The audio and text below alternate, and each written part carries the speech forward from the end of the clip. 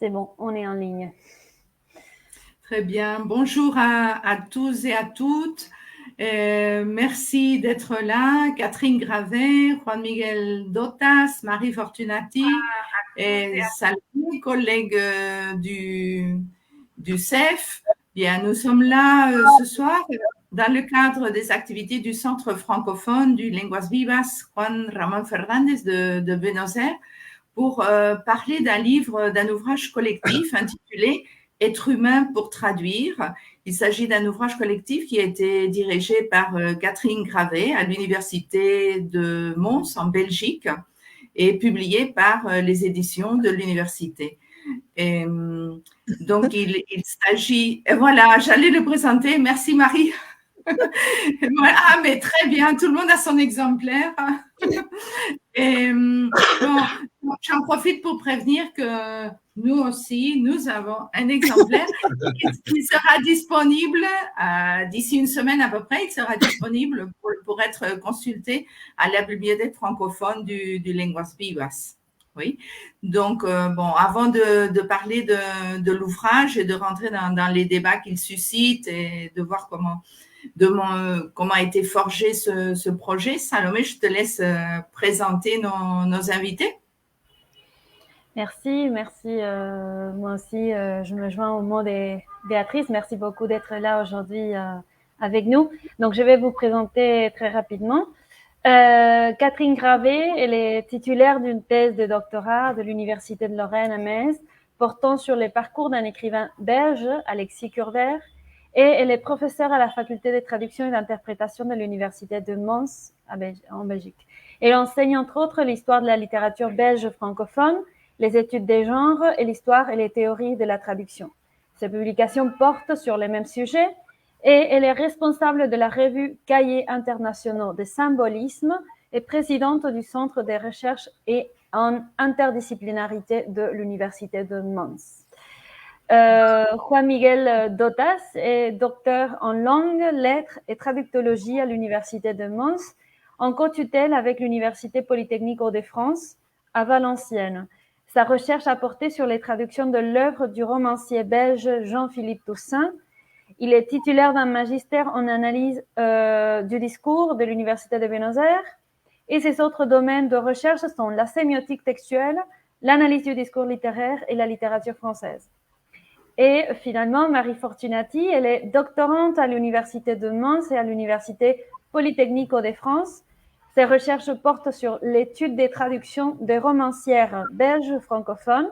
Elle est diplômée d'un master en traduction multidisciplinaire de la faculté de traduction et d'interprétation et école d'interprètes internationaux de l'Université de Mons et d'un master de spécialisation en sciences du langage de la même université. Elle a publié des articles scientifiques sur des auteurs belges tels que Bernard Tirsiot, Dominique Rollin, ainsi que des travaux sur la traduction en sciences sociales et en littérature. Merci d'être là. Merci de votre invitation surtout. Non, je vous en prie. Je crois que c'est ce que je disais avant d'être en ligne. Vous avez produit un ouvrage qui est vraiment d'une grande richesse et je pense que ça vaut tout à fait, ça valait vraiment la peine d'en parler, d'exposer un peu les enjeux qui sont liés à la traduction littéraire aujourd'hui. Alors, une première question, tout simplement, qui nous permettrait de contextualiser, c'est justement comment est né ce projet d'ouvrage collectif et comment le livre, d'une manière succincte pour que les gens aient une idée, et comment il est organisé, ce livre. Je ne sais pas, qui veut répondre? Je peux déjà commencer. Donc, il faut d'abord situer par rapport à notre faculté de traduction qui était avant une école pour les interprètes, pour former des interprètes internationaux, et elle fêtait l'année dernière ses 60 ans d'existence. Ça fait un bail que l'école existe, qu'elle a été créée à Mons, et on a organisé toute une série d'événements à cette occasion, pour cet anniversaire.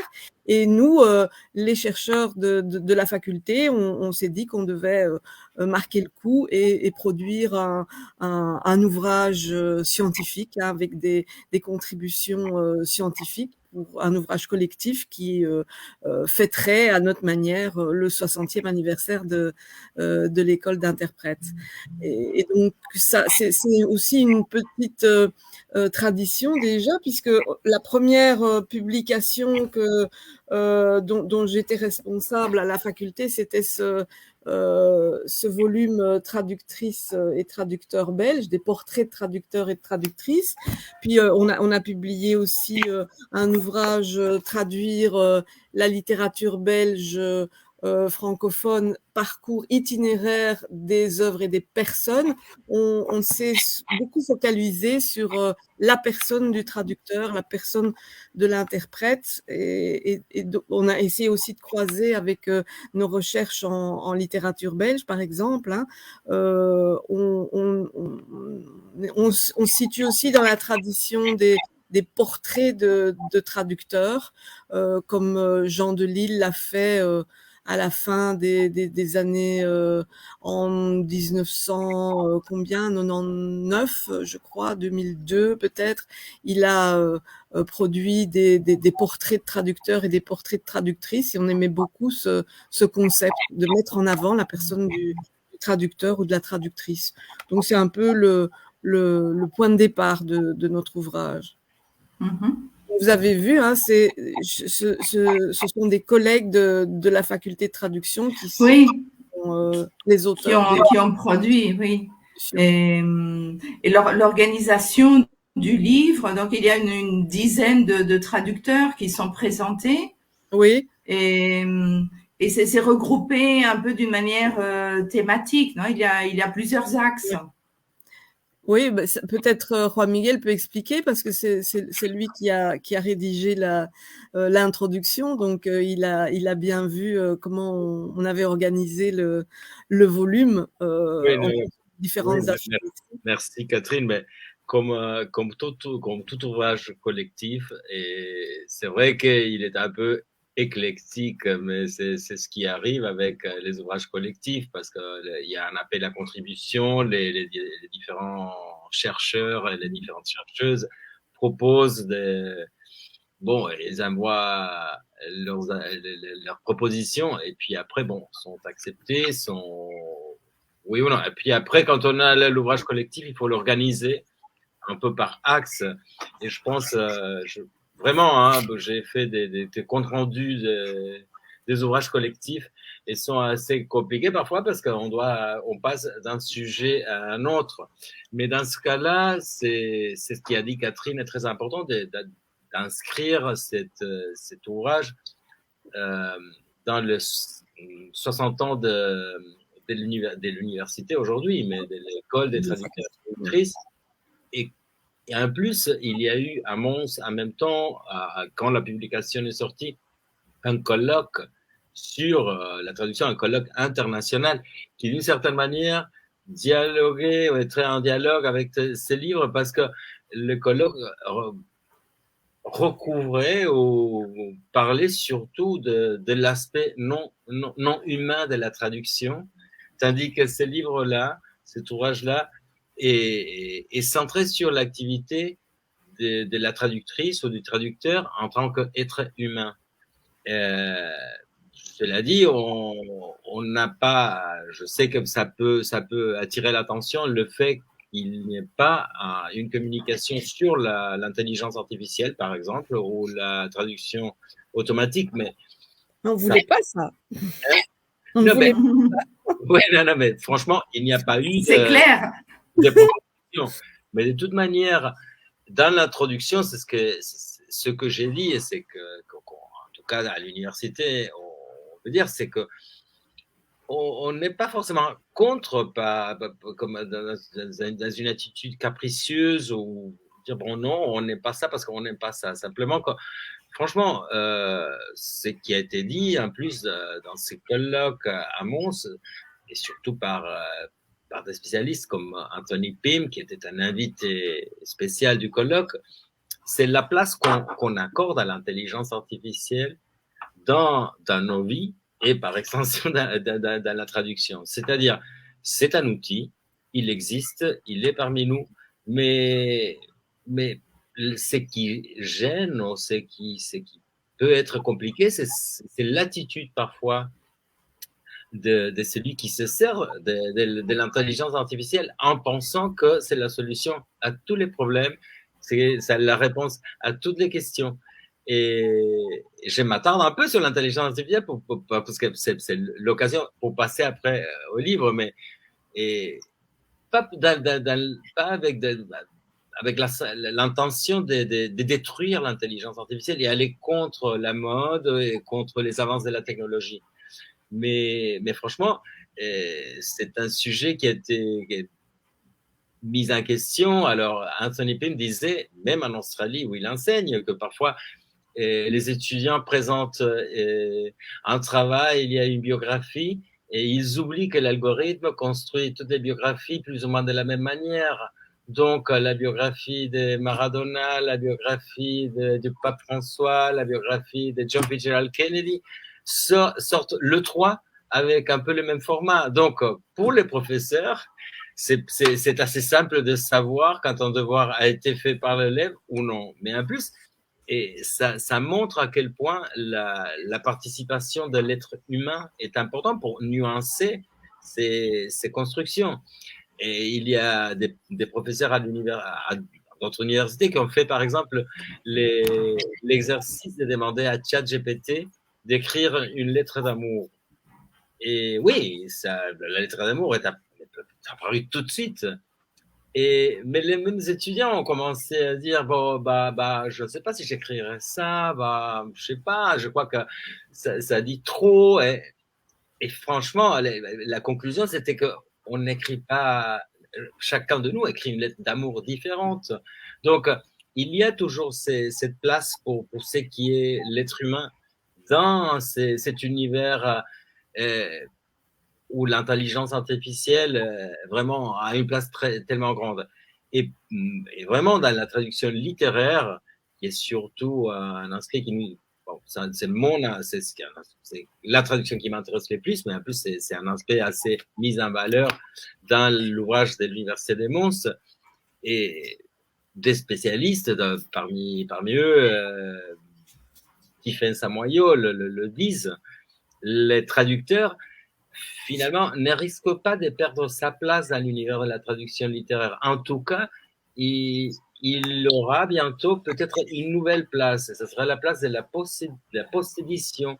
C'est-à-dire, il faudra toujours ce regard et cette pensée humaine pour pouvoir nuancer, pour pouvoir trouver dans des cas des polysémies, c'est-à-dire, jusqu'à présent, on ne peut pas garantir que ce qui fait la machine soit exactement ce que l'original voulait dire avant d'être traduit.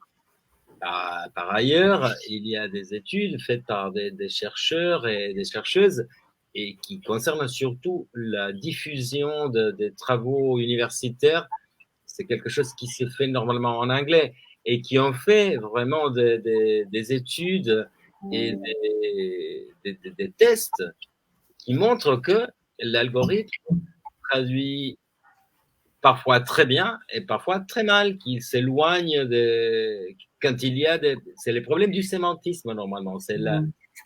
On dirait la traduction par l'essence, pas la traduction. Et finalement, ce n'est pas que l'algorithme fait une traduction mot-à-mot, mais parfois, il n'arrive pas à détecter, par exemple, dans une langue comme le français, où si, ça peut être un adverbe pour montrer l'abondance, et si, peut-être aussi pour un mot pour exprimer l'hypothèse, la possibilité. L'algorithme, dans certains cas, ne détecte pas la différence entre les deux cas. Alors, il construit des phrases vraiment erronées. Donc, quoi qu'il en soit, pour nous, en tout cas, la présence et la participation du traducteur et de la traductrice en tant qu'être humain est fondamentale. Je sais pas si. Mais de toute façon, il faut qu'on s'adapte, hein, puisque à la faculté de traduction, on enseigne la traduction. On a des cours maintenant depuis quelques années de post-édition. On travaille avec les étudiants sur des comparaisons de résultats avec les différents traducteurs. Ils sont encouragés à développer leur esprit critique par rapport aux résultats de l'intelligence artificielle. Et donc, normalement, ils se rendent compte que oui, ok, on peut prendre une traduction fournie par DeepL ou par un autre traducteur par l'intelligence artificielle, mais ça ne sera jamais satisfaisant. Donc, c'est ça qu'on essaye de leur apprendre. On oriente maintenant les cours dans ce sens-là. Oui, en Chaque reprenant. Oui, pardon. Je veux dire, chaque année, on a un peu des craintes parce que cette année, en septembre, est sorti un nouvel outil qui pouvait interpréter automatiquement. Hein, je ne sais plus comment ça s'appelle, Agin ou quelque chose comme ça, Agin. Et en septembre, c'est sorti. On se dit, mais c'est une catastrophe. On va plus avoir d'étudiants. Ils vont plus venir s'inscrire à la faculté. Mais en fait, non. La rentrée est normale. On a toujours environ 300, 350 étudiants en première année. Et puis, bon, évidemment, ça diminue jusqu'en cinquième, en deuxième master. Il y a moins d'étudiants qui sortent, mais on a quand même toujours des inscriptions, en tout cas. C'est vrai que c'est un débat hyper actuel maintenant en Argentine, dans l'association des traducteurs et traductrices. On commence à parler de cela et à essayer de voir quelle est notre place en tant que traducteur et traductrice à l'ère de l'intelligence artificielle. Et sur la scène européenne aussi, et on avait trouvé avec Béa que dans la scène francophone européenne en général, un groupe de traductrices et traducteurs de l'édition et de l'audiovisuel ont créé cette année un collectif qui s'appelle En chair et en os. Je ne sais pas si vous les connaissez. Non. Qui, dans son manifeste, affirme nos actes de traduction sont fondamentalement humains. Il met de l'accent sur cela, comme vous, d'ailleurs. Ils impliquent une expérience, une réflexion, un ressenti, de ce que vous disiez avant, un parti pris stylistique qui ne saurait être le produit d'une reproduction automatisée établie sur une base statistique. Et ils disent aussi l'usage de ces programmes nuit à la culture dans son ensemble en l'uniformisant, en y propageant de nombreux biais, notamment racistes et sexistes, introduits dans les contenus d'entraînement des intelligences artificielles, en amplifiant les voix et les langues déjà majoritaires en ligne, aux dépenses de celles moins bien servies par l'informatique. Et finalement, ils disent nous ne voulons pas que l'intelligence artificielle devienne une alternative envisageable à la création. Non, ils mettent l'accent sur la création humaine et dans ce sens, je trouve que c'est un grand geste, le geste que vous faites avec cet ouvrage, de mettre l'humain au centre, justement, dans ce contexte-là.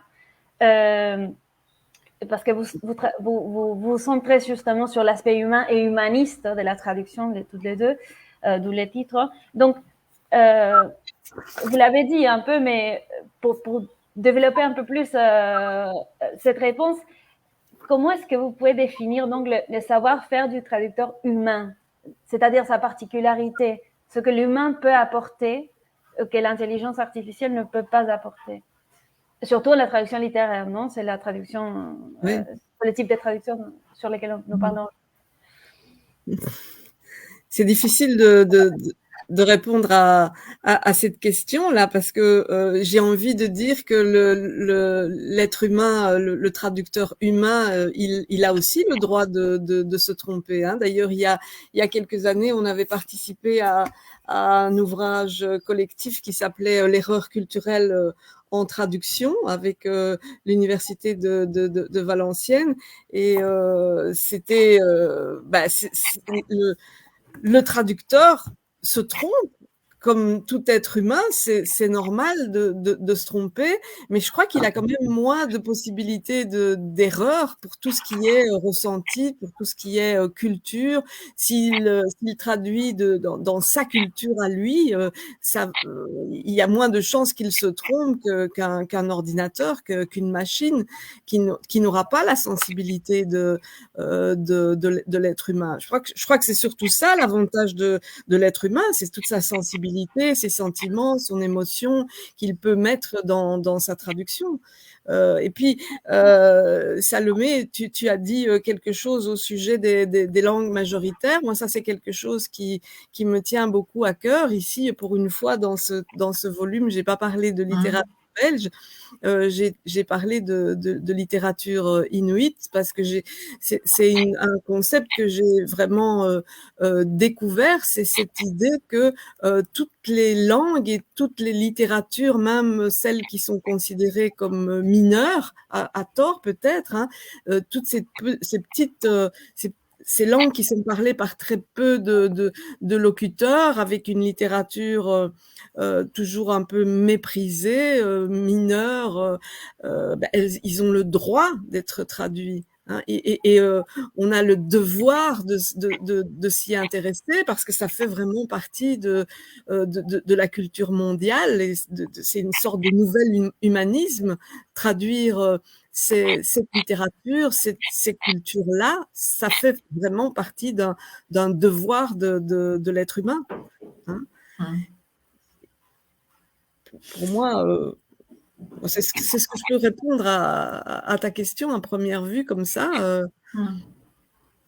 Et bon, l'ensemble des articles, non, on avait la sensation presque bon que c'était difficile de les rassembler, etc. Mais malgré tout, moi j'ai perçu quand même un ensemble extrêmement homogène en ce sens que justement il y a un fil conducteur qui est la construction du parti pris qui est inscrit dans le titre. Oui. Justement, non, être humain pour traduire. Et les réponses sont multiples, elles ne sont pas toutes les mêmes. Justement, c'est là qu'il y a peut-être différence, mais je pense que le livre montre bien que la traduction, ça implique des choix et qu'il y a de l'importance dans les choix de texte par le traducteur, dans le choix d'une position plus sourcière ou plus cibliste, ou au contraire une oscillation entre les deux, ou la recherche d'une alternative à cette dichotomie. Et on voit des choix en matière, par exemple, de l'implication d'un engagement réel. C'est le cas peut-être de l'article justement de Marie.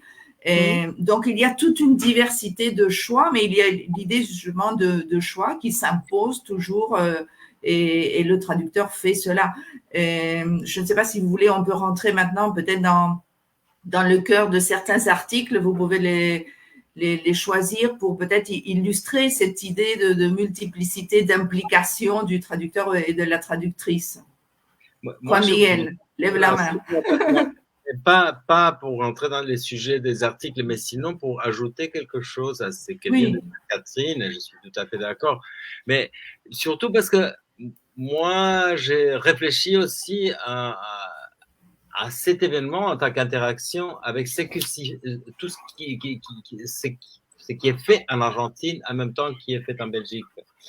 Et ce qui intéresse particulièrement, et moi en tout cas, quand je suis tout le travail des traductologues argentins et des traductologues argentines pour être des femmes et des hommes, je pense à Maria Laura Spoturno par exemple, et moi ce qui m'intéresse particulièrement, c'est ce travail où la machine vraiment ne pourra rien faire parce que c'est vraiment comment, et c'est les problèmes des métissages des langues, comment, et c'est ça ce qui est intéressant, en tout cas c'est ce qui est richissime.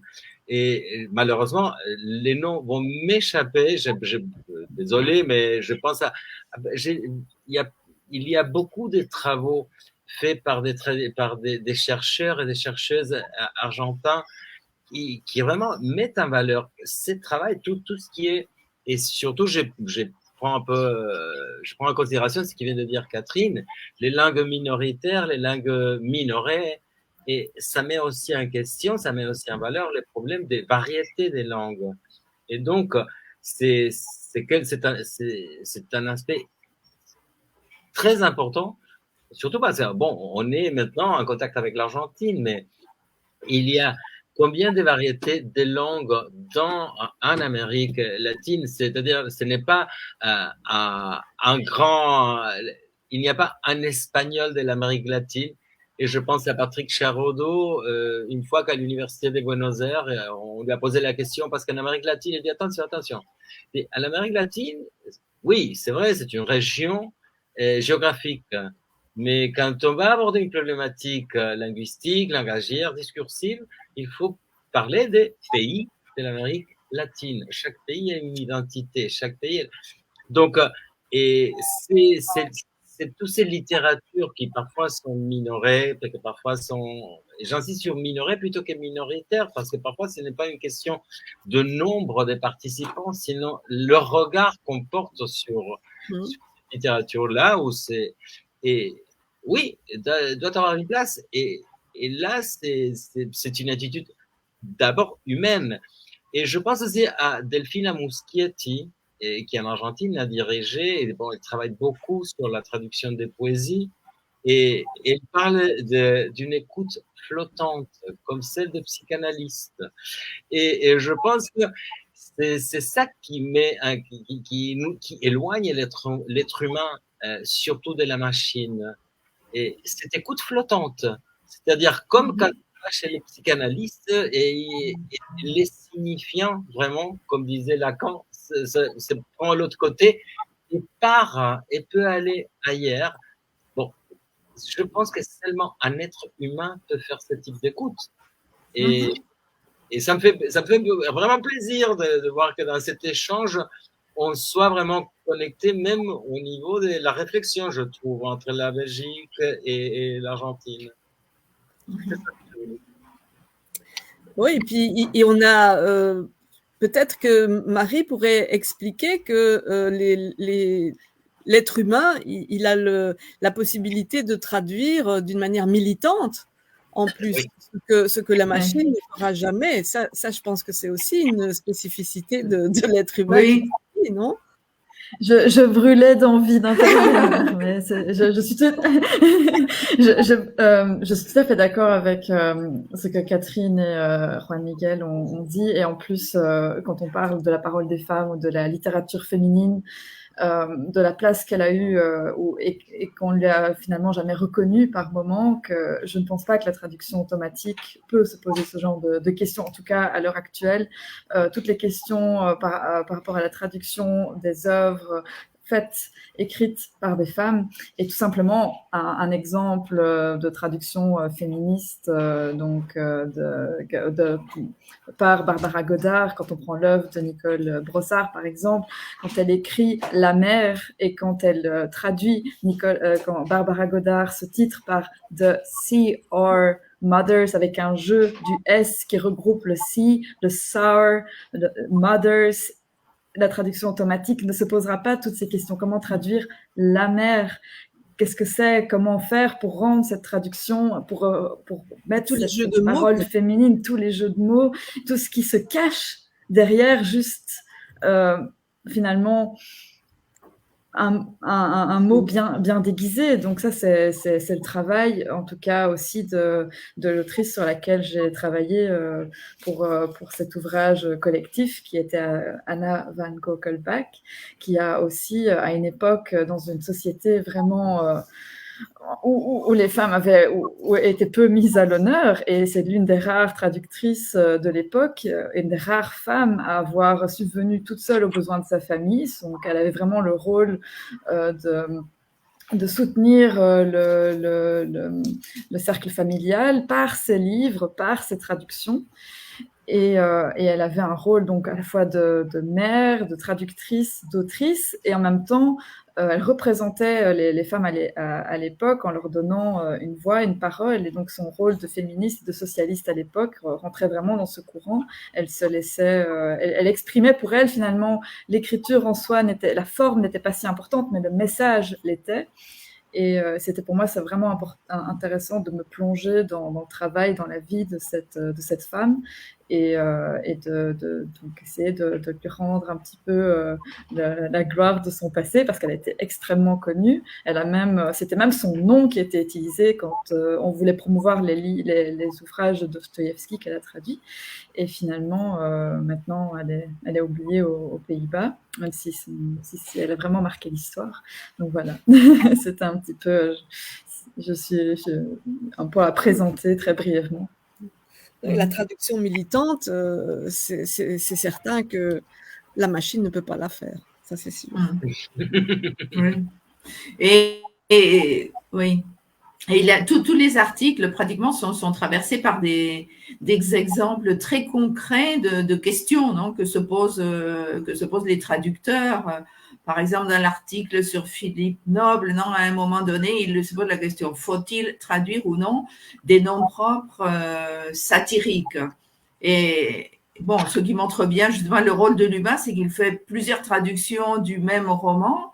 Et la solution qu'il apporte à cette question qu'il se pose n'est pas toujours la même au fil du temps, non?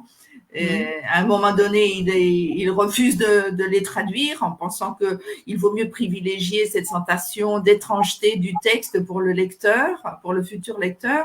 Et puis finalement, non, il décide de privilégier l'effet que produit un nom satirique, donc il les modifie pour que que l'effet satirique soit perçu, non? Enfin, c'est un exemple parmi tant d'autres, non? Oui, alors peut-être ce serait encore une caractéristique du traducteur humain, c'est qu'il peut changer d'avis. Peut-être que la machine, elle, ne changerait pas d'avis. Elle aurait sa ligne de conduite. Elle devrait se tenir à cette ligne de conduite. Je ne sais pas, quel est votre avis? Est-ce que vous n'avez pas l'impression que les traducteurs ont plutôt tendance à être ciblistes? C'est-à-dire qu'ils privilégient la langue d'arrivée. La notion de conserver l'étrangeté, de donner l'impression au lecteur qu'ils sont vraiment en train de lire une traduction, ça n'est pas très porteur finalement. Hein. Ce n'est pas cette tendance-là qui l'emporte. Est-ce que c'est pas l'impression que vous en avez retenue? Salomé, je te laisse répondre. Oui, non, ça dépend en fait. C'est-à-dire, si je comprends bien la question, mais en Argentine, par exemple, je crois qu'il y a une tradition de traduction assez sourcière. Oui. Il y a comme une tendance, oui, il y a comme surtout dans la traduction français-espagnol. Je laisse les personnes qui nous regardent me dire si vous êtes d'accord ou pas, mais dans la traduction, la tradition des traducteurs du français vers l'espagnol, il y a plutôt une vision sourcière. Il y a Bergman, il a été très lu ici en Argentine. Et on a cette idée de l'étrangeté, de l'altérité, de garder un peu l'esprit étranger de l'œuvre. Mais voilà, c'est à peu près mon avis. Après, pour les autres langues, c'est différent. C'est vrai que pour chaque paire de langues, il y a des traditions différentes. Peut-être, oui. Oui, au moins c'est ce qu'on voit ici. Oui. Juan Miguel a une autre opinion. Juan Miguel? Non, simplement je voulais dire, et c'est une question qui revient, c'est jusqu'à quel point toute traduction n'est un peu cibliste. Parce que cette histoire de sourcier cibliste qui a fait, c'est un peu la trademark la marque registrée de l'admiral. Bon, oui, on peut prendre une position plus sourcière, plus cibliste, c'est vrai. Mais je pense que toute traduction, d'une certaine manière, est cibliste. Et je ne sais pas, je pense beaucoup à la traduction français-espagnol comme sourcière. Et je ne le sais pas. Je pense qu'à un certain moment,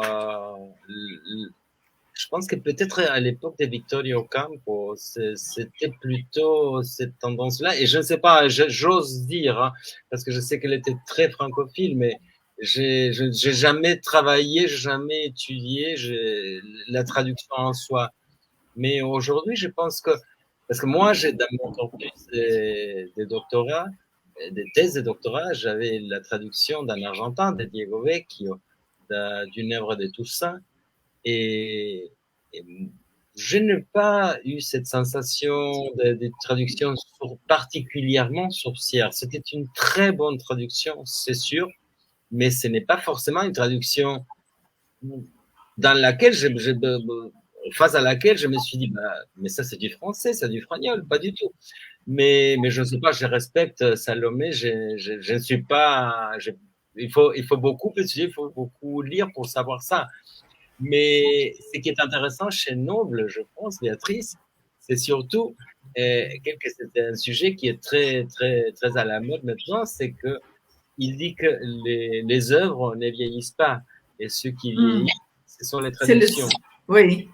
À un moment où, non seulement on parle du vieillissement des traductions, c'est très à la mode de dire qu'il faut continuer à traduire parce que les traductions vieillissent, mais il y a une certaine tendance, pour certains c'est du wokisme, mais une tendance qu'on le trouve chez Tiffaine Samoyo et Gisèle Zapiro notamment, et qui répond à quelque chose, ça vient du marché anglo-saxon, hein, mais c'est l'idée de modifier les originaux, modifier le politiquement correct, alors, c'est pas… Oui, c'est au politiquement correct, parce que ils pensent que ça pourrait choquer les lecteurs et l'effet de trouver certains stéréotypes, par exemple chez Balzac, je pense. Non, je pense que Balzac, on le sait, l'image du juif, parfois, est une image, et il est très dur.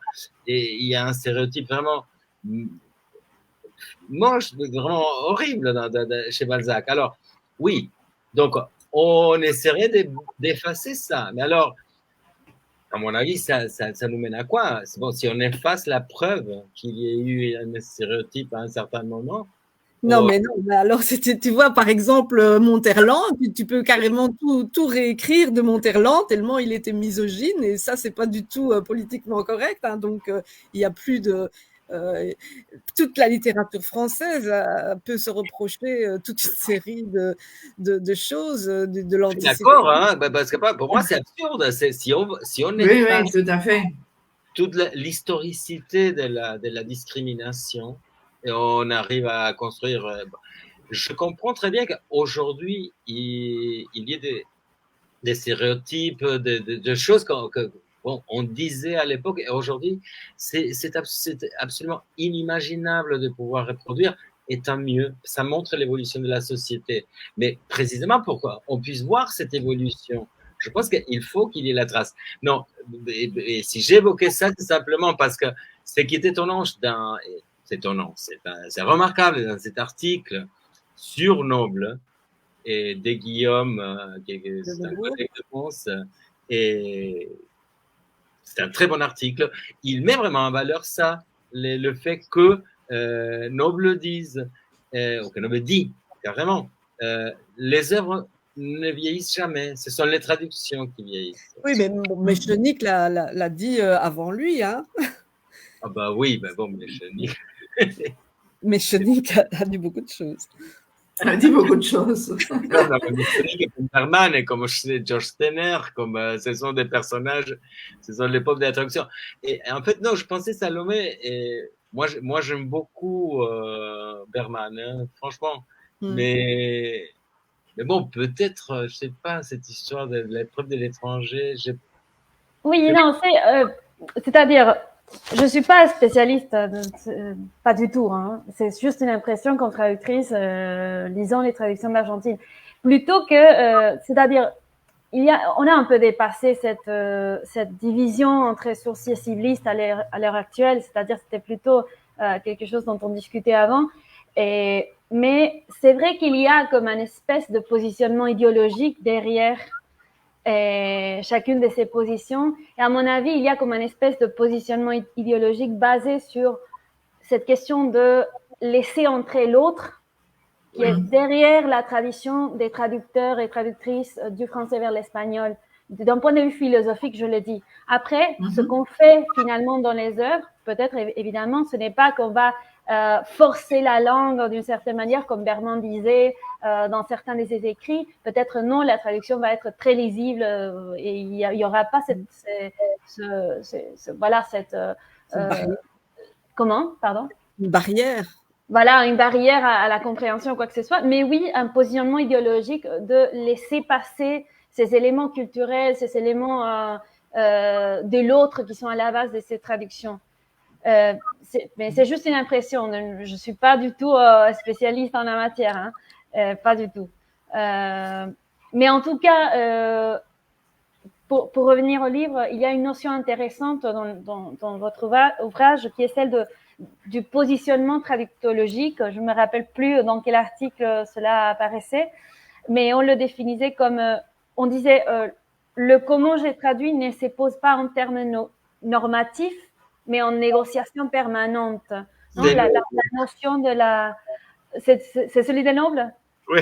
Oui, bon, oui. On revient à noble donc. Mais c'est intéressant parce que cette idée de la négociation, non, cela ne peut être mené que par un être humain. Donc de nouveau, on met l'humain au centre, non, dans la question de la négociation. Donc, à votre avis, quelle est un peu la place de cette négociation dans tous les processus de la traduction?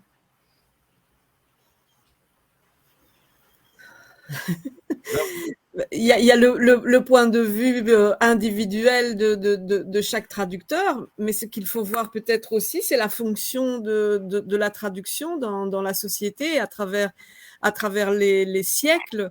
La traduction, elle a eu aussi deux fonctions, deux rôles importants. C'est d'une part d'enrichir la langue, et d'autre part d'intégrer le patrimoine littéraire du pays d'accueil et d'enrichir la littérature du pays où elle est traduite.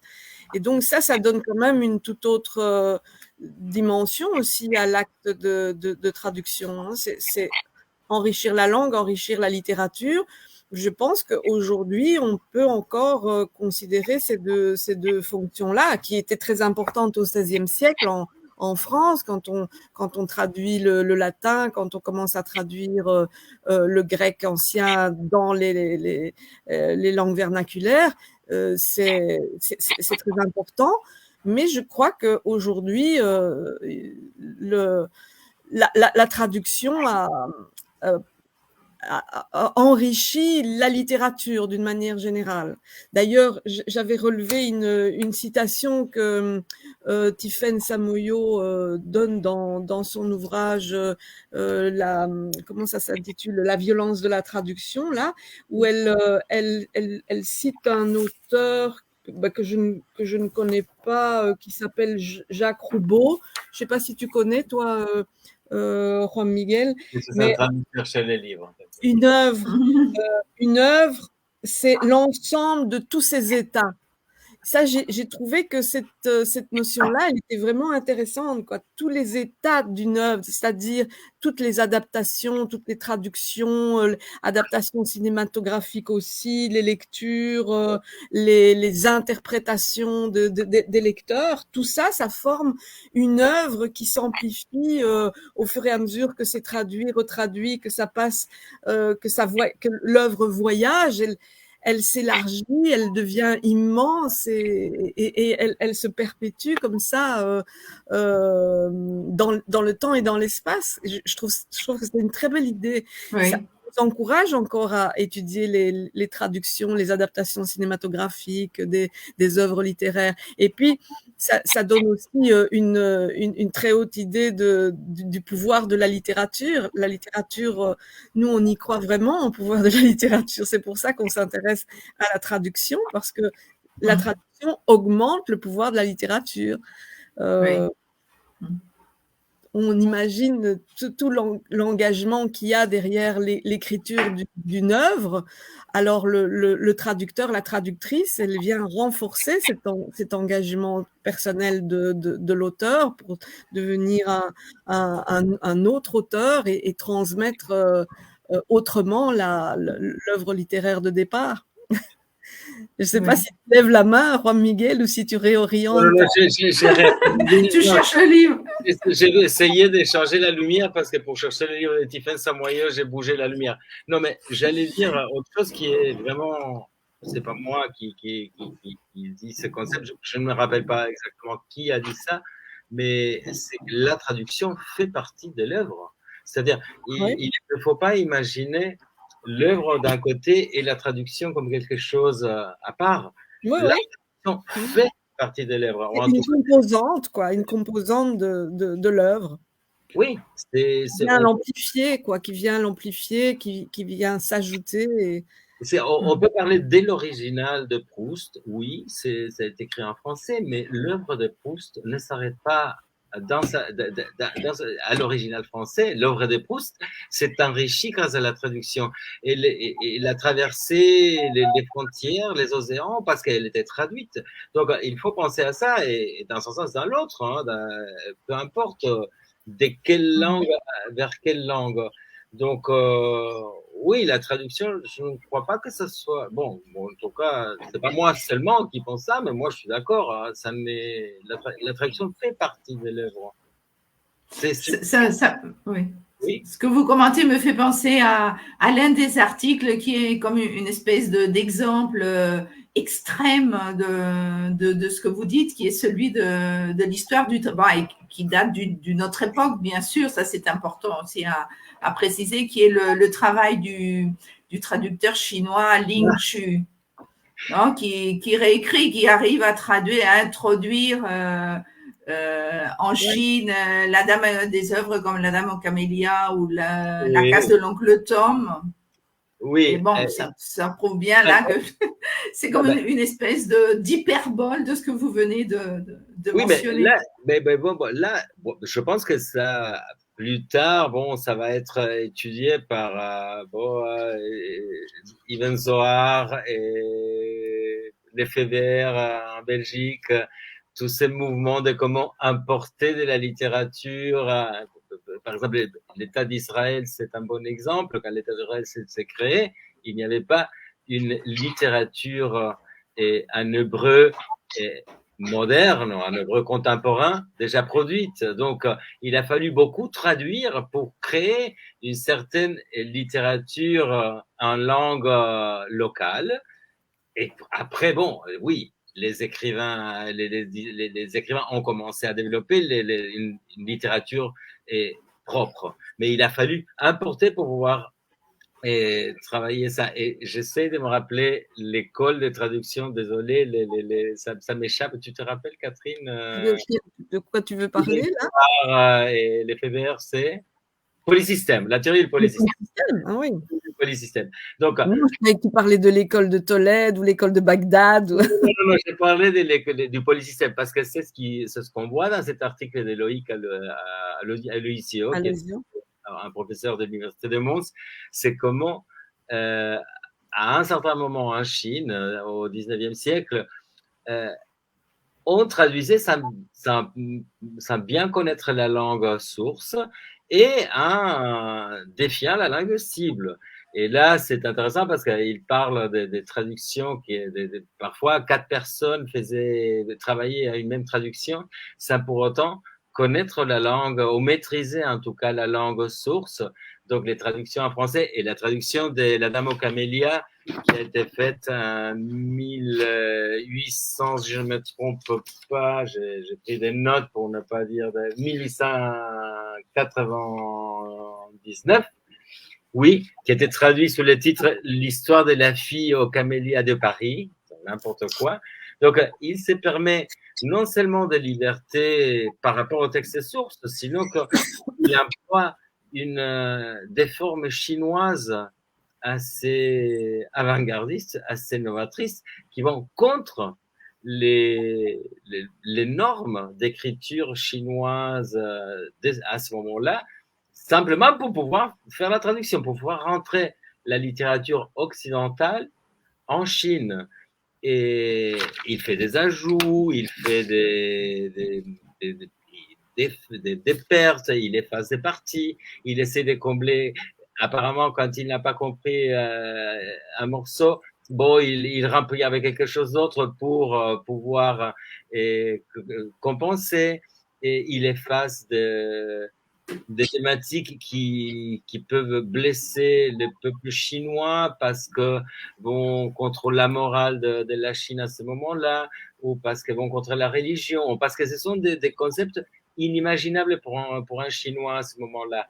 Donc oui, c'est un article très, très, très intéressant et très sympathique surtout. Oui, mais en même temps, l'histoire de la traduction, elle est faite de tous ces mouvements constamment. On a des mouvements de ce genre-là. Hein. Ça me fait penser à un grand traducteur du 19e siècle qui s'appelle Alperine Kaminsky, qui traduit Dostoïevski en français, qui traduit aussi les auteurs français, les grands auteurs français en russe. Mais quand il traduit Dostoïevski, il ne le traduit pas du tout de la même façon qu'on traduit Dostoïevski maintenant. D'ailleurs, on a dû retraduire pour le faire entrer dans la Pléiade. Dostoïevski a été complètement retraduit parce que à l'époque, je crois que s'il avait traduit plus fidèlement, ça aurait été illisible pour les francophones de l'époque, mais l'histoire de la traduction, elle est faite constamment de ce genre de péripéties, on va dire, avec le texte qui se transforme, et puis avec des intermédiaires aussi. Hein, toute la traduction relais, c'est quelque chose de très intéressant de voir comment, à toutes les époques, on traduit des langues qu'on ne connaît pas. Déjà, Joachim du Bellay, dans sa défense et illustration de la langue française, il critique les traducteurs qui traduisent des langues qu'ils ne connaissent pas. Et puis, ça a continué. Enfin, tu le sais, Juan Miguel avec Marguerite Yourcenar ou bien avec André Gide qui traduisent, encore une fois, au XXe siècle, des langues qu'ils ne connaissent pas. Marguerite Yourcenar qui traduit du japonais ou du grec, André Gide qui traduit Rabindranath Tagore. Enfin bon, c'est constamment ces aventures-là. Mais qu'est-ce qu'on a? On a des êtres humains, encore une fois, qui sont passionnés par une lecture, par un texte, par une littérature, et qui ont envie d'être des passeurs, des médiateurs, de transmettre ça dans leur culture, de l'intégrer dans leur culture et de faire en sorte que les lecteurs de leur temps puissent lire, puissent accepter ce texte étrange. C'est ce qui me fait dire que en général, les traducteurs sont plus ciblistes que sourciers. En tout cas, vers le français, il me semble que la tendance cibliste est beaucoup plus forte. Je ne sais pas. Et dans le cas de la littérature belge francophone, il y a un article qui est l'article de Thea Rimini. Oui. Hein, qui est consacré à un grand passeur, une grande figure de la transmission culturelle. Oui, ça, je suis retournée lire quelques extraits de ce que Thea Rimini dit d'Aldo Capasso, et vraiment, on a quelqu'un qui est en admiration devant la poésie belge de l'époque, qui, pour le coup, voit vraiment la spécificité de la poésie belge et veut le donner comme modèle aux poètes italiens. C'est extrêmement séduisant, quoi, comme approche. Hein. Donc, qu'est-ce qu'il dit de la poésie belge? C'est difficile à cerner, hein, les qualités ou les spécificités qu'il trouve dans la poésie belge, mais en tout cas, la concision, la densité, les poèmes sont beaucoup plus substantiels que ce qu'on a dans la littérature française.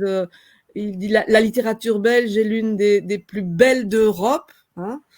Et puis il dit aussi que la poésie belge permet un retour à l'humain. Voilà, on y revient, à l'humain universel. C'est un retour à la vie vraie, avec tout son poids d'humanité, de poésie, d'amour.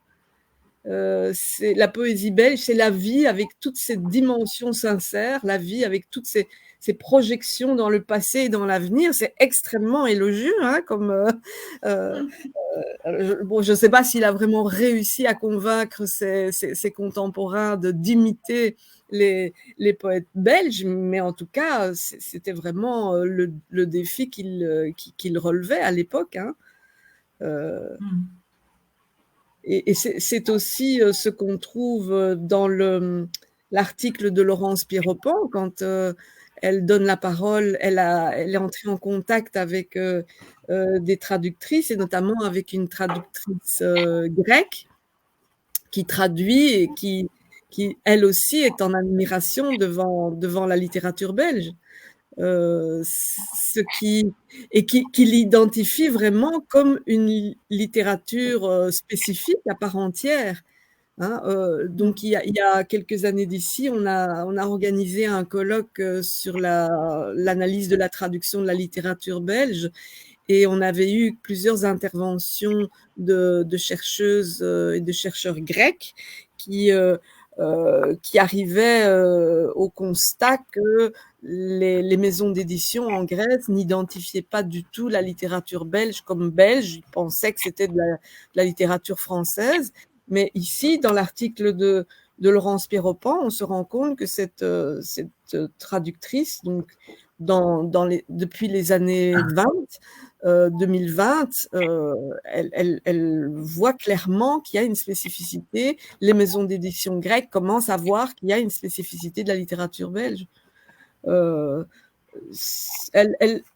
qu'elle dit, c'est intéressant, c'est que je ne sais plus où j'ai noté ça, ça méritait peut-être d'être souligné, c'est que la poésie belge est beaucoup plus récente que dans l'histoire de la poésie. Forcément, de la littérature belge naît grosso modo, enfin on peut faire remonter plus loin, mais ça remonte à 1830 avec la création de la Belgique en principe, hein. Et ça, c'est finalement une poésie plus jeune, plus moderne, automatiquement, qui est née dans le monde contemporain. Et c'est là qu'elle voit beaucoup de mérite, hein, à la littérature belge. Cette traductrice grecque, dont je ne suis pas sûre d'arriver à prononcer le nom convenablement, Dimitriadou, c'est ça? Oui, c'est ça, Androniki Dimitriadou, la traductrice grecque dont parle Laurence. Bon, et c'est vrai que quand on étudie la littérature belge, l'histoire de la littérature belge, on voit clairement à différentes époques les spécificités de la littérature belge par rapport à la littérature française, hein. Même le surréalisme, même le mouvement surréaliste qui est assez international et qui traverse les frontières, il a quand même des spécificités très, très clairement belges.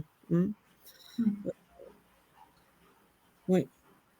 Ça me fait penser qu'on vient d'avoir à la bibliothèque de l'Université de Mons, on vient de recevoir un fonds d'archives d'un surréaliste montois, Fernand Dumont, qui est mort très jeune dans un camp de concentration pendant la guerre 40-45.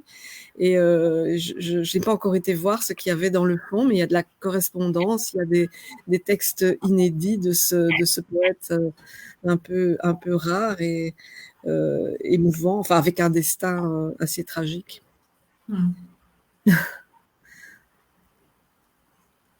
Et aujourd'hui, et qu'est-ce que vous peut-être on pourrait réserver aussi quelques commentaires pour la jeune littérature migrante de Belgique? Oui, ça c'était encore une fois l'article de Laurence Pierrepont. De Laurence. Qui aurait dû venir avec nous pour notre conversation, mais malheureusement elle a pas pu avec sa petite fille qui réclamait des soins. Je sais pas, oui, je l'ai vu tout à l'heure et je lui dis qu'est-ce que tu voudrais qu'on fasse passer comme message finalement au sujet de cette littérature migrante? Est-ce que tu crois qu'il y a une spécificité de la littérature migrante en Belgique? Et bon, là, elle avait quand même du mal à répondre à cette question. Elle disait qu'elle n'avait pas un corpus assez important pour pouvoir vraiment se faire une idée de la spécificité de la littérature migrante. C'est vrai qu'il y a quand même un beau corpus d'auteurs, d'œuvres d'auteurs d'origine italienne. Et donc, peut-être qu'à travers ce corpus-là, il y aurait moyen de voir une spécificité. En tout cas, on a beaucoup analysé les romans de l'immigration avec un auteur comme Girolamo Santocono, par exemple, hein, qui, entre autres, qui raconte les difficultés d'intégration quand il est petit, qu'il arrive en Belgique, avec une grande part autobiographique du roman, et où ça a été traduit en italien. Donc c'est très difficile à traduire ce genre de texte, parce que le texte est truffé d'expressions en italien, en dialecte sicilien, etc. Et donc, traduire ça en italien, on parlait des difficultés, des défis de la traduction, mais ça, c'est vraiment un réel défi, hein. La littérature de l'immigration est souvent une littérature truffée d'expressions, d'allusions à la culture d'origine. Et donc, il y a vraiment plusieurs couches de compréhension possibles. Et quand on revient à la langue d'origine de l'auteur, ça pose toute une série de problèmes. Il y a forcément des pertes, hein. Déjà, moi, je me suis occupée, Salomé l'a dit tout à l'heure, je me suis occupée d'un écrivain belge, tout à fait belge, qui s'appelle Alexis Curvers, et son plus beau roman s'intitule Tempo di Roma, et ça se passe en Italie. C'est un Liégeois qui part en Italie juste après la Seconde Guerre mondiale. Et Alexis Curvers est vraiment amoureux de la langue italienne, donc il truffe son texte d'expression en italien déjà dès le titre, et donc forcément il y a une perte terrible quand on doit traduire en italien Tempo di Roma, c'est Tempo di Roma, et donc il y a vraiment beaucoup de pertes dans la traduction.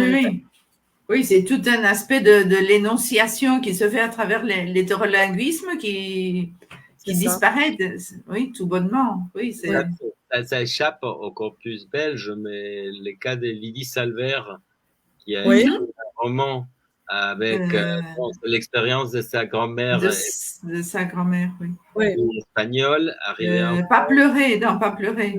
Pas pleurer, oui. Pendant oui. Alors là, la grand-mère parle un fragnol compliqué, mélange. Alors, quand il a été, c'est Javier Albiñana qui a traduit ça en espagnol. Et lui, il a trouvé qu'il pouvait créer les fragnols à l'envers, et il a créé l'espagné. C'est un mélange, mais dans l'autre sens. Et moi, je pense, ça c'est mon avis, c'est que ça peut être un outil pour essayer de restituer, mais je ne crois pas que ça restitue, parce que moi je dis toujours ça, et une espagnole pauvre qui parle avec un accent espagnol en France n'est pas la même chose qu'une française qui parle espagnol avec l'accent français en Espagne. Il y a toujours quelque chose, il y a un regard qui va au-delà de la langue, et ça ne met pas en évidence la même situation sociologique, politique, anthropologique même. Et donc, je pense que c'est compliqué, et c'est toujours très, très, très compliqué, cette histoire de le retour d'une traduction, une traduction migrante, une littérature migrante retraduite à sa langue entre guillemets d'origine, parce que oui. c'est quoi la langue d'origine en plus, je pense que aussi il y a une question d'une nouvelle identité, mais qui n'est pas forcément exclusive de la Belgique. Je pense que dans le monde actuel, où il y a beaucoup des cultures qui s'entrecroisent, il y a des mouvements, il y a des mouvements migratoires parfois choisis, parfois forcés, parfois parce que c'est la seule possibilité, mais les sociétés sont en train de je sais pas, c'est retissé, pour le dire d'une certaine manière, et bon, c'est logique qu'une certaine littérature émerge de ces processus socio-culturels. Oui, Juan Miguel, tu te souviens, enfin Marie aussi, hein, vous vous souvenez de toutes les communications qu'on a entendues sur la traduction de Bienvenue chez les Ch'tis, le film ah oui. Stéphanie Schachter et Véronique Lagarde ont analysé tout ça. C'était vraiment... oui, c'était vraiment passionnant et incroyable. Bah, il y a un écrivain, moi je me rappelle, un cas pour mettre en contexte l'Argentine, Manuel Puig est un écrivain un espagnol et il est formidable et c'est vraiment, et la traduction en français ne fait pas rire. Ça, j'ai offert ce livre à plusieurs reprises à des gens qui aiment la lecture, qui aiment la littérature. Et évidemment, pour l'instant, peut-être c'est un challenge pour un futur traductrice ou traducteur. Il n'y a pas pour l'instant une version française et je pense que peut-être il n'y aura jamais parce que c'est quelque chose de très local, de très typique, de très magnifique chez Puig. Mais je ne sais pas si c'est vraiment, si on peut vraiment transposer ça, c'est-à-dire traduire ça. En tout cas, on pourrait les transposer, mais ça ne sera pas la même chose. Recréer les stéréotypes et les clichés d'un petit village des provinces français et pour pouvoir donner l'idée de ce qui se passe dans Boquitas Pintadas ou dans n'importe quel roman de Manuel Puig. Je ne crois pas que ce soit la solution, mais peut-être c'est une possibilité. Moi, ce que je voulais dire depuis le début, je laissais passer, c'est que la traduction idéale n'existe pas. Et ça, tous les auteurs le savent. Et tous les traducteurs et toutes les traductrices. Benjamin aspirait à une langue idéale, mais qu'on sait bien qu'il n'existe pas, que c'est une utopie. Mais après, Victor Hugo dans William Shakespeare dit, si je ne me trompe pas, qu'une bonne traduction est une bonne trahison. Et trahison. Trahison. Tu trahis, une bonne trahison. Et donc, la traduction idéale, parfaite, c'est un impossible. Donc, on est toujours, en plus, je pense que ça, c'est aussi quelque chose de très, très prégnant, très, très particulier de la traduction. C'est une sorte de recherche de la perfection, tout en sachant qu'on n'arrivera jamais à cette perfection, que c'est déjà raté, c'est déjà perdu dès le début. L'écriture, de toute façon, c'est la même chose pour l'écriture d'une œuvre. Combien d'écrivains sont jamais satisfaits de ce qu'ils font, de ce qu'ils écrivent et... Oui, mais tu mets le mot fin et tu dis, bon, jusqu'à là, je m'arrête là. Tandis que 100 fois sur le métier, remettez votre ouvrage. Hein? Oui. 100 fois sur le métier, remettez votre ouvrage. Voilà. C'est ça ce que j'allais dire. En plus, ce qui est parfait, entre guillemets, à chaque moment est différent. Donc, peut-être maintenant, on travaille sur la traduction en focalisant sur un aspect en particulier qui nous semble intéressant ou qui va être mis en lumière à cause du contexte, à cause du positionnement du traducteur ou de la traductrice. À un autre moment, ça va changer. Ouais. C'est-à-dire, et c'est la même chose pour l'écriture. Il y a des écrivains qui continuent à réécrire leurs propres œuvres. Il y a une poète, maintenant je ne me rappelle pas son nom, mais elle réécrit toujours les mêmes poèmes. Mm. Donc, elle les réécrit toujours parce qu'elle n'est jamais satisfaite, parce qu'il y a toujours des nouvelles choses à ajouter ou à changer. Et oui. Non, mais il y a une angoisse. Bon, je suis d'accord, Salomé. Il y a des auteurs qui disent qu'on écrit toujours la même histoire et que même tous les écrivains et toutes les écrivaines écrivent toujours la même histoire. Mais le problème, en tout cas, ça c'est mon regard par rapport à la traduction, c'est que dans la traduction, les traducteurs, et c'est une phrase d'une grande traductrice belge, Françoise Wilmar, qui a dit, les traducteurs, et c'était dans le livre, les traducteurs est un écrivain à part entière. Oui, mais qui travaille avec, mais qui a l'exigence d'une œuvre qui a été déjà écrite. Oui, oui, absolument. Donc, je parle de cette responsabilité-là et je pense aussi à la traduction littéraire, à cet idéal de perfection, mais par respect à l'original. Hein. Et alors, la dernière chose que j'ai lue il y a quelques semaines, c'est quelque chose d'étonnant, c'est que on devrait, dans une traduction, essayer de dire ce que l'auteur voulait dire. Et là, je disais l'autre jour à Béatrice, c'est un peu compliqué de savoir ce que l'auteur a dans sa tête. Et c'est impossible. On est face au texte. Le texte dit ce que dit le texte. Il y a des auteurs, surtout une autrice, Jacqueline Autier-Révus, qui parle des hétérogénéités discursives et de l'impossibilité l'impossibilité d'être sûr du sujet parlant, d'être sûr de ce qu'il dit. Oui. Et donc, avec tout ça, tu sais que même l'auteur ne sait pas exactement ce qu'il veut j'allais dire. Parfois, quand on travaille avec l'auteur, on lui demande quelque chose et l'auteur même, il dit « Ah, mais tiens, je n'avais pas pensé à ça. » j'avais tout à fait. Et peut-être c'est la question du traducteur, de la traductrice qui lui fait penser à ce sujet en particulier. Mais je pensais peut-être à ton article, Catherine, sur la littérature inuite. Parce que là, on voit justement cela, comment ça change selon les traducteurs qui prennent en charge la traduction, selon les contextes aussi. Et il me semble un cas très intéressant dans les cadres de la discussion que nous avons en ce moment. Je ne sais pas si tu es d'accord. Et pourtant, il n'y a quand même pas énormément de temps qui s'écoule entre les différentes traductions. C'est ça. Bon, la première traduction du texte, donc c'est une langue rare, hein, de l'Inuktitut. La première traductrice et la deuxième traductrice ne connaissent pas la langue de départ.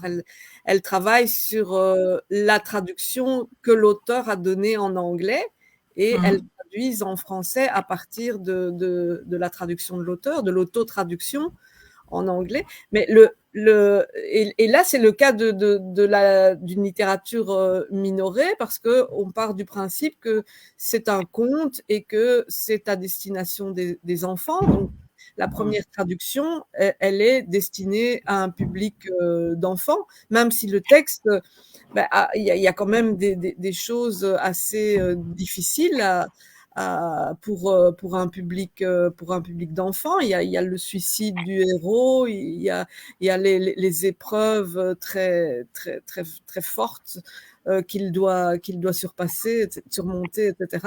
Mais voilà, c'est une littérature pour enfants, quoi. Alors que c'est le premier texte de la littérature inuite. La deuxième traduction, là, la traductrice veut vraiment donner ses lettres de noblesse au texte, mais alors elle exagère dans l'autre sens, c'est-à-dire qu'elle enrichit le vocabulaire, elle corrige un peu la narration, elle la rend plus dynamique, mais surtout le vocabulaire, elle enlève cette dimension d'oralité qu'il y avait effectivement dans le texte initial.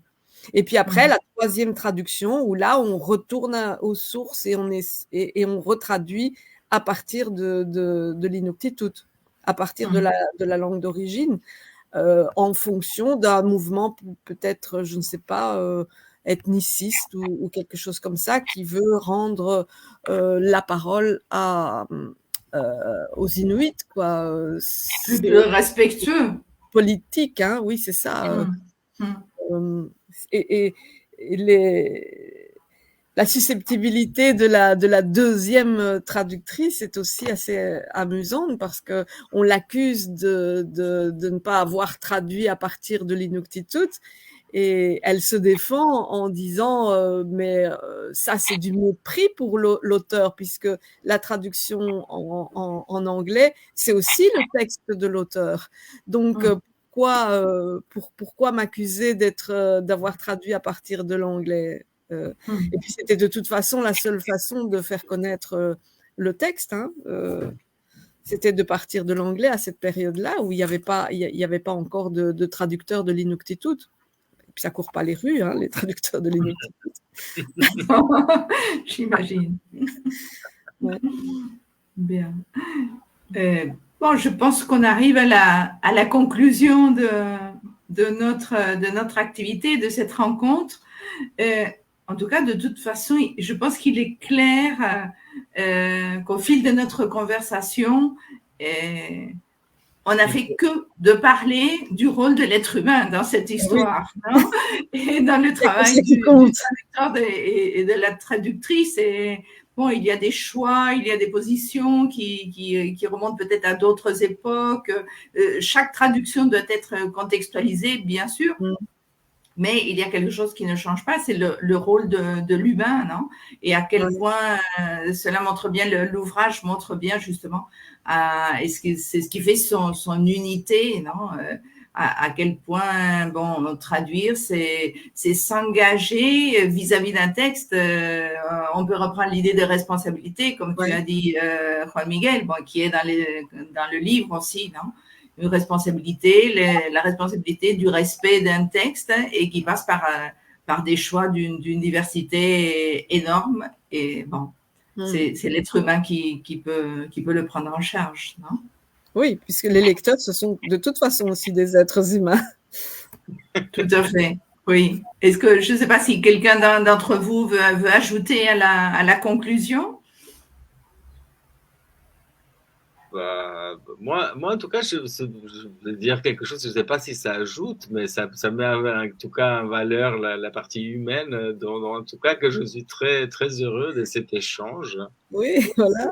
Que ce soit, il me semble vraiment excellente, surtout parce que, comme j'insiste, et je suis de près, c'est que le SPET, c'est que tout ce qui est publié en Argentine à propos de la traduction. Et en même temps, c'est que je suis de près ce qu'on fait en Belgique ensemble avec Catherine et Marie. Et je trouve, pas mal de fois, je trouve qu'il y a une certaine connexion entre la manière d'envisager les problèmes multiculturels, pluriculturels, plurilinguistes, multilinguistes. Et ça me plaît beaucoup. Et je pense que oui, que c'est un échange particulièrement riche parce que ce que nous avions à dire était très important pour vous, mais parce que votre manière d'envisager la traduction, la littérature et tout ce qui va avec est aussi très, très particulière et très enrichissante. Donc, merci. Hein. Moi, je voudrais dire ça. Je sais pas, non, mais c'est bien que tu continues à nous faire connaître, toi, Juan Miguel, et peut-être vous, Béatrice et Salomé, que vous puissiez nous faire connaître ce qui se passe en Argentine au sujet de la traductologie, parce que c'est vrai qu'on n'a pas beaucoup, d'écho de ça en Belgique. Donc, il faudrait multiplier les échanges. Oui. Tout à fait. Oui, surtout que oui, quand on veut comprendre, par exemple, l'univers de la traduction en espagnol, espagnol comme langue, et quand je dis l'espagnol, je parle de l'espagnol dans toutes ces variétés. Mhm. Bon, il y a des travaux richissimes faits en Argentine à propos de la nouvelle édition en Argentine. Malheureusement, les noms des familles de l'auteur m'échappent. Il s'appelle Santiago. Venturini. Voilà, exactement. Et il y a des travaux remarquables et qui permettent de comprendre et ce qui se passe avec les variétés d'espagnol. Il parle du cas particulier de l'Argentine, mais on comprend comment les marchés de l'édition en Amérique latine fonctionnent par rapport au marché espagnol. Et alors, ce type de situations de conflit sont des situations qui, d'une certaine manière et avec leurs particularités, se reproduisent dans les contextes européens, se reproduisent dans les contextes de la francophonie. Donc, et ce sont des apports vraiment remarquables et très enrichissants. Alors, moi, je sais pas, peut-être, moi, j'aime bien dire ce type de choses. Et j'ai parlé des travaux de Maria Laura Scoturno quand elle parle de la langue des latinos aux États-Unis et comment les problèmes de métissage. Et ce sont des sujets que on peut imaginer très éloignés, mais qui en fait sont une sorte de variété du même phénomène qui est universel, qui est aujourd'hui c'est global. Les cultures se mélangent. La Belgique est un pays qui reçoit une immigration très très très importante, donc c'est logique que des nouvelles littératures émergent, des nouvelles possibilités ou impossibilités de traduction émergent aussi. Et moi, je trouve qu'il y a un certain dialogue implicite et que nous, avec ces modestes échanges, nous sommes en train de rendre explicite. Donc, merci, hein. On est de tout cœur, hein. On est bon. Hein. Merci à tous les trois. Merci. Marie, peut-être tu as merci beaucoup et j'ai été vraiment ravie d'avoir participé à cette réunion, ce partage sur la littérature, sur la traduction et ça nourrit énormément mes réflexions aussi pour la suite de mes recherches et beaucoup de choses qui, en tout cas dans... Qu'est-ce que... Non, je voulais pas interrompre Marie, mais... Non, il y avait peut-être une question. Non, parce que je voulais montrer que pour vraiment mettre l'humain au centre, on avait vraiment misé sur les illustrations. On avait vraiment privilégié des illustrations en pleine page. Et je voulais montrer mon écrivain inuit et sa traductrice. Et la deuxième, hein. Donc Marcusi Patsok là dans son contexte, et à chaque fois on a vraiment mis